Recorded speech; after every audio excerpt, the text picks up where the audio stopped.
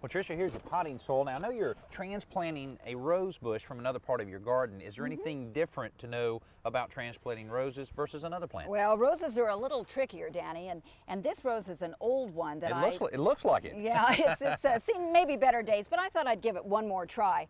I started by soaking it very thoroughly so that I could remove it without trying to disturb any of the roots. I also cut it way back and sprayed it with dormant spray to get it ready, because you want to do this in a period where the plant is dormant. You don't want to do it in the middle of spring. Now, see, you're putting really a lot of soil in there instead of the amendments and the potting soil. How does that usually work? Well, you know, a new study came out that said that it's a lot better for the plant to have 70% native soil and 30% of this nice amendment or potting soil.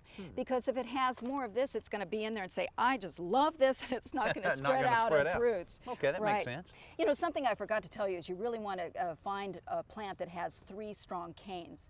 So I think we have a little bit of a good shot with this. So let's keep putting in that soil, 70% to 30.